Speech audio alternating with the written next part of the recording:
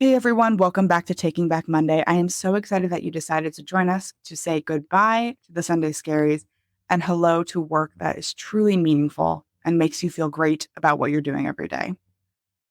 I'm so excited to introduce you to our guest today. His name is Eric Burnik, and he is a serial entrepreneur currently based in the Netherlands. And we had a great conversation spanning from being a wannabe entrepreneur all the way to just taking action, diversity and inclusion, and creating high performance teams. And usually when I'm putting together my monologue, I have a pretty good understanding of where I want to go with it. What do I want to talk about? What do I want to touch on? What has been eating away at me this week? And I was sitting down to record this monologue and I just didn't know where I wanted to go. I tried multiple times to put together my thoughts around what would lead into this episode in the best way. And if you're a follower or subscriber of the Taking Back Monday newsletter that I post every other week on LinkedIn, you might have seen an article that I posted recently about this concept of aphantasia. Now, aphantasia sounds kind of scary, but what it really is a fancy name for the idea that you can't see anything when you close your eyes. And in fact, I discovered that I have aphantasia when scrolling on TikTok. See, I didn't know that people actually saw things when they closed their eyes. The idea of like, picture this or in your mind's eye, I actually thought that those were just figures of speech. I had no idea that y'all were out here just hallucinating all the time. Because when I close my eyes, all I see is black, just darkness. And in the article I posted on LinkedIn last week, I talked about the idea that, as leaders, we might have a crystal clear vision. When we close our eyes, we see the future. We see where we want to go and why it's important to get there. We may even see the most advantageous path to arrive at our destination. But what if our followers have aphantasia? What if they can't see where we're trying to go? And as I was thinking about it more and reflecting on this podcast that I recorded with Eric, one of the things that we talked about a lot was diversity and inclusion. And the idea that as leaders, if we are only focused on our own stories, our own experiences, we will miss out on other perspectives that could truly change the game, truly change the way that we do things, truly get us to that envisioned destination that much faster. And I think we hear a lot of times that there's just this group of people who sit in a room who are all the same, who have the same experiences, who've grown up in the same schools and the same universities, and they've gone up through the career ladders together. And they forget that sometimes that they might be in a bubble, that they might not realize that they are just falling prey to the hippo, the highest paid person opinions in the room. And what I wanted to touch on was that if you think your team might have aphantasia, which, spoiler alert, they probably do, if you think that your team is ready to go, but you want to make sure that you empower them to bring their diversity of experiences, to bring their diversity of ideas, to share their background and their history and try things and fail and make mistakes and get back up and go forward again. But you as a leader have to do one important thing first. You have to build that relationship with your team. You have to get them to trust you. You have to create the vision, paint the picture, sell them on the destination, and then be their cheerleader every step of the way. Because if you want to be successful as a leader, if you truly want to take your vision and have it become reality, you cannot do it alone. And with that, welcome to Taking Back Monday. I'm looking forward to you hearing our conversation with Eric. Welcome, Eric. Welcome. Thank you. And welcome to you too. Good morning, America. Hi from the Netherlands. Yes, I'm so excited to have you on the show. I was reading through your LinkedIn profile and just trying to get a feel for, your career and your background. Tell us a little bit more about, what it was like to start your businesses and be a serial entrepreneur. I think starting everything started not being as an entrepreneur, but being as a wannapreneur. Because back in the days, I just wanted to be an entrepreneur, but did not know what to do and how to do it. I come from a family that there is nobody as an entrepreneur. Everybody worked almost in the hospitality world. So we used to be preaching about be a doctor, be somebody in the medical world. So that will give you some credentials and respect and etc. So kind of a black sheep in the family, tried to do something different all the time. And one of the things that I realized later on in my life was making mistakes is the place where you grow and when you transform. And that's basically how it all started, by making a lot of mistakes, a lot of learning money, a lot of friendships, a lot of customers, a lot of relationships that came and went away. So that's basically how it started all. And then improving every time, small by small. I love that you said making mistakes. I think in the world of social media, so many of us only see the incredible outcomes that people are achieving instead of all of the difficulties along the way. I used to do what I call a failure fireside chat, where I'm basically going to sit down and tell you all the things I did wrong and all the mistakes I made and what I learned about them. So is there any particular failure that you've had that you're like, I really learned from this that might be helpful to our listeners? I think overall waiting too long. Like you have an idea, and as an entrepreneur, on one hand, like you are waiting for the perfect storm. You're waiting for like all the stars to align to the right direction so that you can say, aha, this is the moment that I'm going to be an entrepreneur. And so there is no perfect time. And there is, I believe, an Asian saying, it's like the best time to start is 10 years ago and second best time is today. So as an entrepreneurship, there is no one book that you can follow that it makes everything perfect. You always have to adjust based on your character, based on the customers' needs, and etc. So the simplest tip that I can give is, while you finish the podcast, just start your company. It's the easiest time to start your business. You can just go to Chamber of Commerce, register your company within like a couple of bucks, and your company is online.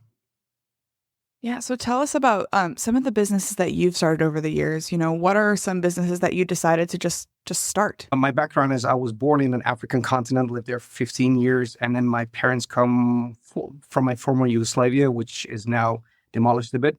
So one of my first businesses that I came up with an idea with one of the business partners was, okay, what about we import windows from these cheaper labor countries and then import them to the Netherlands and then sell them. And our goal was like, if we charge 50% upfront pay, then we already covered our costs. So that was a simple calculation. Although on paper it looked good, but then you realize that you were green behind your ears, is that you bring them to your customer and then you realize that those windows has to go behind the house. So we did not have any operational team there and making sure that the windows were delivered properly. So a lot of things. We made a lot of mistakes by just like thinking loudly, taking actions, but not going to the details and understanding what the customer's needs were.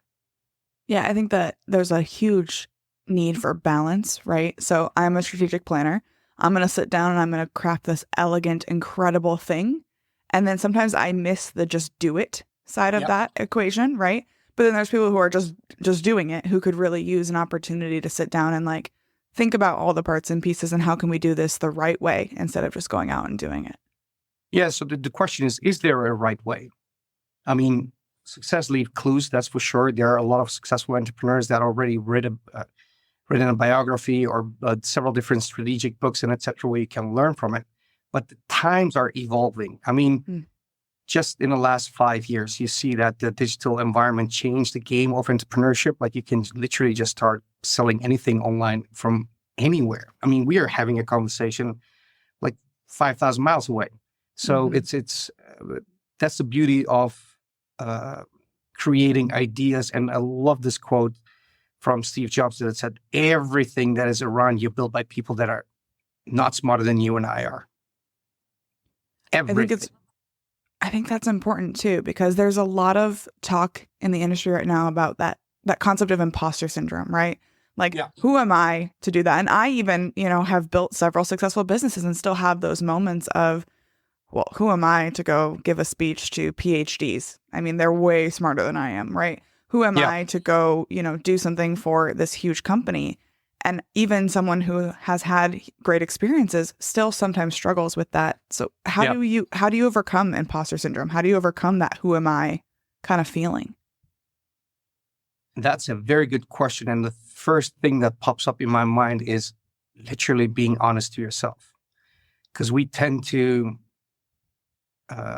create illusions in our heads and it goes, it gets fantasies and ideas without action. It stays as a fantasy, and ideas with action is literally, you can do anything you want, but it has to be improvable. You need to reflect to yourself and see like, okay, if you want to do business, you need to sell. If you want to sell, that means you need to call. If you want to call, that you need to pick up the phone and dial the number. Yeah. So those are like the steps that you need to think, but you need to reflect to yourself is, are you the right person for that? Because we all tend to say, I mean, I've interviewed so many people in my life for all the businesses. Talk is cheap. Actions are where people literally are seen, basically. Absolutely. Let's talk a little bit about remote work. And, obviously we're on a remote work experience right now, talking, as you said, several thousand miles away. What is your experience in building high performing teams in a remote work environment? And then follow up to that question, there's a lot of conversation, especially in the US, about a return to office and how if you want to get promoted, you have to be in the office because you can't do your best work away from the office. What are your thoughts on that? First, remote work existed for a very long time. I mean, we did that by communicating through either through pigeons or communicating by smoke or communicating by sounds, etc. So remote work existed for a very long time. The only thing after the COVID period, it accelerated massively, and you saw a couple of companies that benefited a lot. Like one of them is Zoom, another one, like so many remote tools that are used are benefited a lot. That said, there is a flip side of it. And the more you become individualistic, working from home, your circle becomes smaller and smaller. So your social life becomes bigger in your private environment. However, your business life becomes much smaller.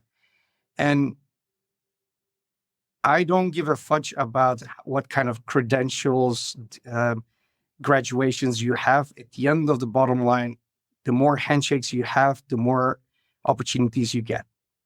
So companies, they're saying like, you need to come back to the office. I agree to a certain level. So it has to be a balance a bit. So it created a kind of a reset button, like to think, what are we looking for? What employees are looking for? What our high performers are looking for? And majority of the high performers that I know, they would love to come back to offices, and they are majority of the time in the office because that gives them a uniform kind of thing. When you wear your police uniform, you are suddenly a police officer. When you wear your doctor's uniform, then you're suddenly a doctor. So you don't have that privacy and then business kind of thing. So I see a lot of people, high performance people, going back to the offices, but they want to have the flexibility when they can say, I finished this earlier, so I want to go earlier home, and which is fully their right. Yeah. It's not necessarily about location, but that flexibility piece that you mentioned at the end, right? Like, I don't have anything else to do today. Let me go, get groceries or go hang out with my dog for a little bit extra time. Not sit here and twiddle my thumbs simply because, the clock doesn't say 5 o'clock or whatever time you're supposed to be done.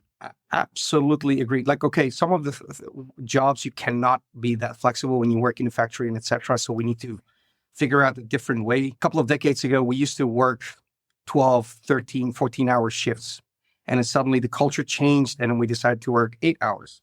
And it's depending on, and if you're in States or certain European countries, they have like even 6 working hours a day. So times are changing. Some of the countries are moving faster, but at the same time taking a risk of potentially not growing fast. So there has to be a balance, and you need to do as an entrepreneur more for your team members than what you used to do before COVID period of time. Absolutely. As an entrepreneur and as a business leader, how much do you think it falls on you and similar leaders to equip your team to be high performing? How much do you take ownership of that? 100%. 100% ownership. If you are not an example to your employees or to your team members, then they're not going to do the same, because they have to reflect on somebody. I mean, the numbers do not lie. If you have a low performing person in the company or in your team, it reduces the teamwork by 30%. And if you have a high performer in your team, it increases by just slightly 16%, 16. So the negativity will drop faster. So if you are as an entrepreneur and you're always whining when you come to work and you're always like punctual with saying, you are done at 5, come on. It's not like we are not going to work in a second, counting seconds, but that will create a negative spiral and then people will just talk negatively. And when that happens, you're far away from home. Flipping that to a more traditional corporate environment, if I'm a team leader, I'm not the boss. I don't necessarily set all of the rules or policies for the company, but I have a group of people that report to me. What are some tips or tricks that you have to really create an environment where everybody feels included and it's meaningful and that diverse opinions are heard and people feel comfortable and ready to speak up? As a team leader and as an entrepreneur, I believe that you need to be the dumbest in the room. So then you can elevate everybody's else opinion, ideas, and etc. And your job is to speak last. So asking questions like, what do you think? What do you think? What do you think? Like, what are the things that might be different? So if I be the advocate of the devil, how can you challenge this idea, etc.? So when you trigger people to talk, then you create more magical solutions. If you don't do that and you say, this is the way that we are going to do, and you need to follow, what are your ideas, by the way? Yeah, thank you very much for your idea. And I move on with my idea as a team leader. Sometimes you can move fast with those decisions. However, then you're not going to have inclusivity and not everybody will feel that they are heard in the teams or in the companies.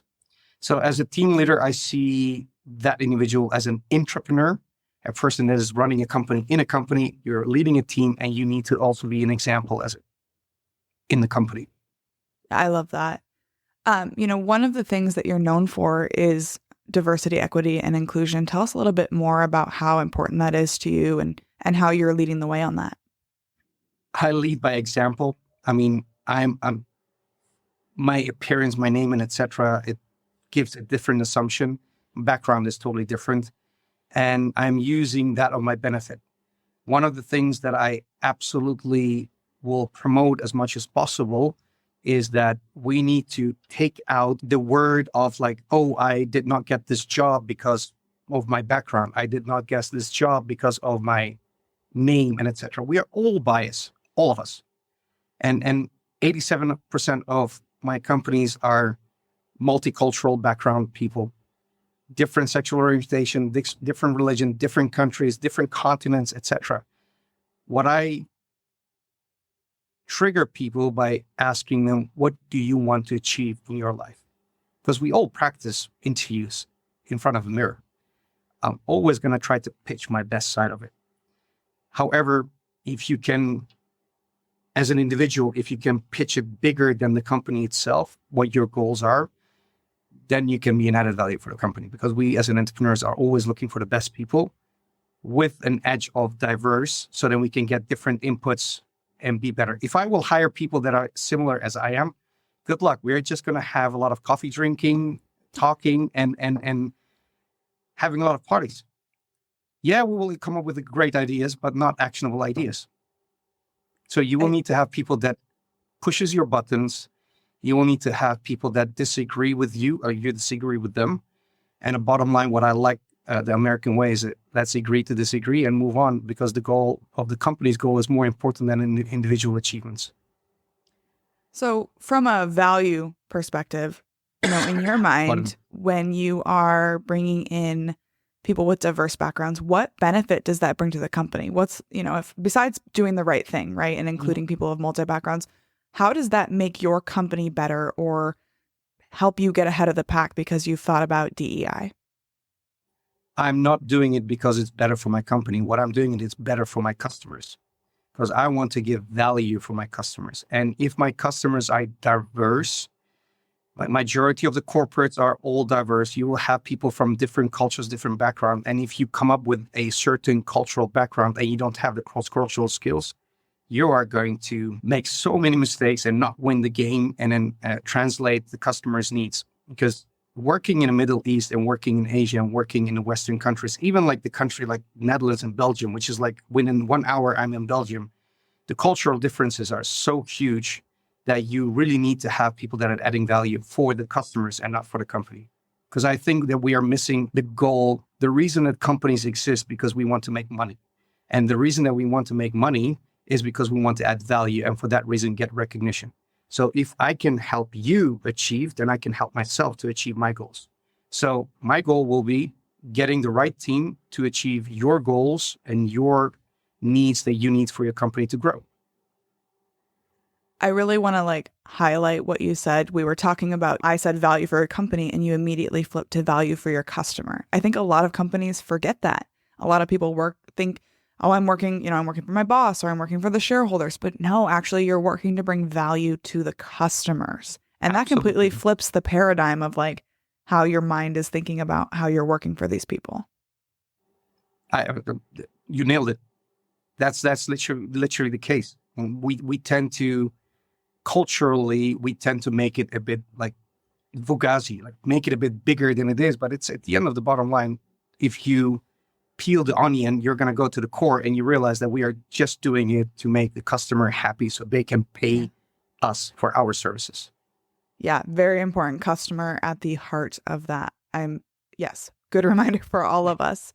So if someone is really interested in connecting with you, they are moved by what you have to say or want to follow you online, where can they find you online? LinkedIn is the perfect place to find. And I have people that I will respond very quickly. I get daily basis messages, so feel free to reach out. If you have any questions, you want to have 10, 15 minutes of time. If you want to do that, that's great, but please put the question so that we don't waste time by introducing it, etc. So we can go directly to the question and then I'll give you an honest answer. If I don't know it, then I will give you a timeline when I will figure it out for you. That's awesome. Well, I'm going to put the link to Eric's LinkedIn profile in the description so that you guys can connect with him. And Eric, we always ask everyone this question. We are a group of curious people. Who else in your network or that you've met or that you just follow online is really doing a great job at making work meaningful again? Who else should we be talking to? I mean, there are so many amazing entrepreneurs. One of the things, if I reflect, although this question you already asked me before so that I could think about it while I was talking, thinking about it.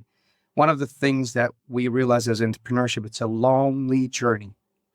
And you're going to have a lot of family members, social environment, people that are not going to believe what you are doing. I think bottom line, I will suggest to get any entrepreneur who needs an applause, who needs a slight push for recognition, but also what they are doing an amazing job. Because as an entrepreneur, I have 3 boys. One of them is 3 months old now. And I vividly remembered my first and a second son, what we were doing. When they started to walk, when they fall down, we will applaud and say, come on, honey, stand up and walk again. Fall down. You don't say, oh, leave it. He's never going to learn. You always try to push to make it better and better. And then when they can walk, you start learning how to run and etc. So I think entrepreneurship is like that. And we, as an entrepreneur, we need to support each other and try to encourage to make mistakes, but also be there to share experiences. F-ups, what you said, this biggest thing that you learn is by making mistakes, because those are the moments that you evolve. And successes, you're never going to learn from success because it's easy come, easy go. Awesome. Well, if you are an entrepreneur or a budding entrepreneur, make sure you go find someone and cheer for them when they fall down rather than saying, I told you so. Thank you so much, Eric, for appearing on Taking Back Monday. It's been great to talk with you. Thank you very much for having me here, and see you next time, everybody.